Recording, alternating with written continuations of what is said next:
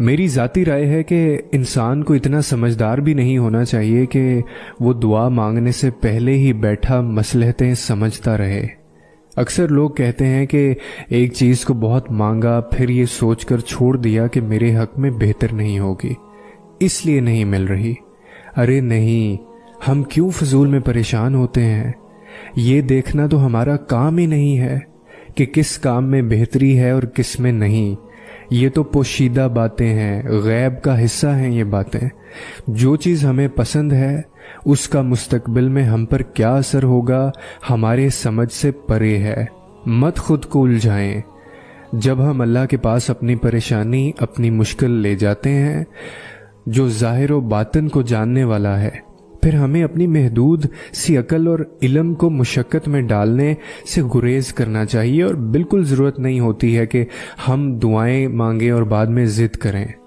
اور کبھی مانگنا نہ چھوڑیں۔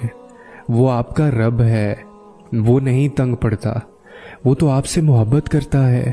پھر کیسے آپ کہہ سکتے ہیں کہ وہ نہیں دے گا؟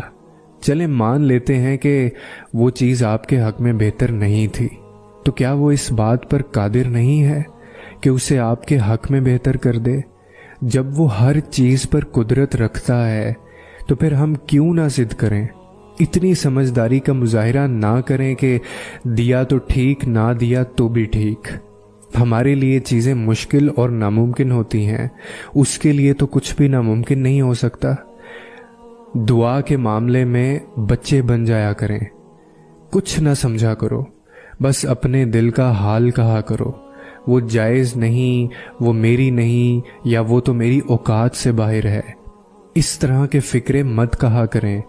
ٹھیک ہے سب بجا ہے، مگر اس ہستی کے آگے تو سب کن کی مار ہے۔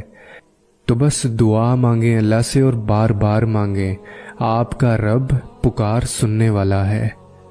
اور کیا تمہیں لگتا ہے کہ تمہارا رب تمہارے دکھ کو نہیں جانتا؟ وہ دکھ جن کے لیے آنسو تم نے اس کے سامنے بہائے، جن دکھوں کے آنسو تم اپنے حلق سے اندر ہی لے گئے، جو مصیبتیں تم تک آنے سے پہلے ہی ٹال دیتا ہے، کیا تمہیں لگتا ہے کہ اللہ پاک تمہارے دکھوں کو نہیں جانتا؟ وہ جو 2 رنگوں والے پانی کو ایک ہی ساتھ سمندر میں رکھنے پر بھی قادر ہے، کیا وہ تمہارے دکھوں کو نہیں جانتا ہوگا؟